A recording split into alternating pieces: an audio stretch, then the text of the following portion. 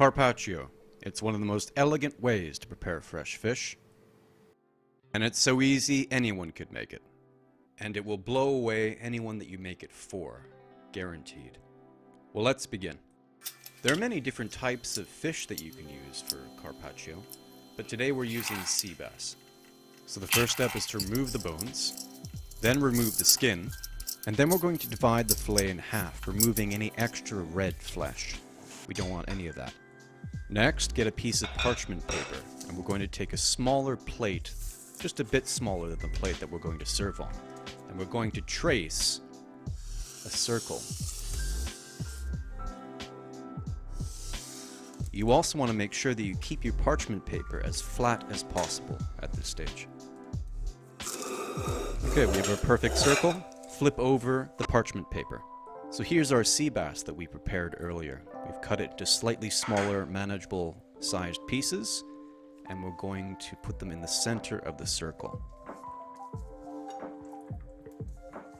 One thing to keep in mind here is that you want every piece of fish the same side down. So for example, if you have the skin side down on your first piece of fish, you want them all to be the same. Otherwise, the pattern will look a bit strange, and we want it to be as uniform as possible. So once you have your pieces of fish arranged nice and neat in the center, we're going to get a second piece of parchment paper, and we're going to lay it on top of this, just like that. Next, get a rolling pin, and we're going to start tapping this slightly. We're going to start in the center and then work our way outwards. So make sure that you're tapping lightly. If you do it too hard, you're going to mash the fish up, and that's not good. So tap lightly, and in between, roll the fish out towards the edges.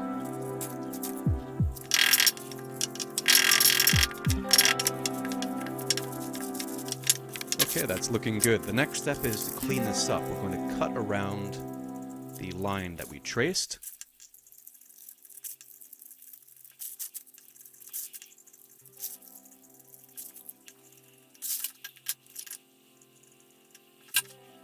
Okay, so we're going to make sure that's nice and flat, no creases. We're going to keep it on a plate in the fridge until we're ready to dress.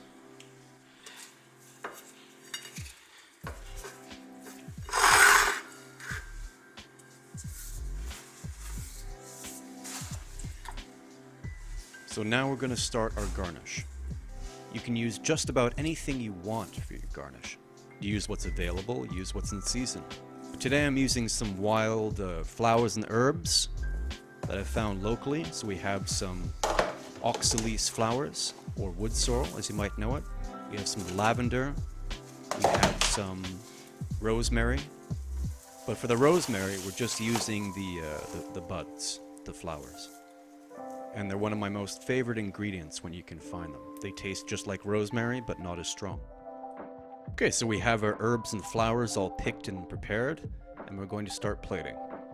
So I'm using some lemon vinaigrette, and I've shaken it well so it's emulsified. And I'm going to use it like a sauce. So this is going to be underneath the fish. So we're going to get our pounded fish that we had in the fridge, and it's important to get the correct side. So I have the skin side down on the plate, and that's the side I want to have exposed. So it's upside down. I'm taking one of the sheets of paper off, and this will hold together, but it is very delicate, so you want to be careful. So we're going to lightly lay the fish over the sauce.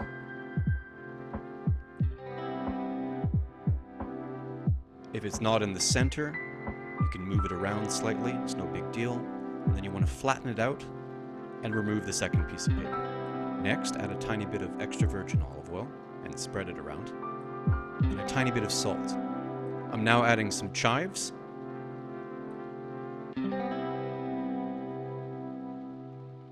Next, I'm going to add the rosemary flowers.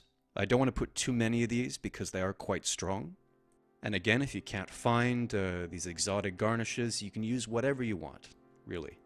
Next, I'm going to add a tiny bit of lavender flower as well. This is quite potent, so only put a small amount. Then we're going to put some oxalis flowers and spread them around the plate. So oxalis flowers have kind of a citrus taste, which will go very nice with this dish. If you don't want to use flowers for your garnish, you can also use some pickled vegetables, pickled shallots for example, radishes, things like that. So now I'm just adding some oxalis leaves and breaking them into smaller pieces.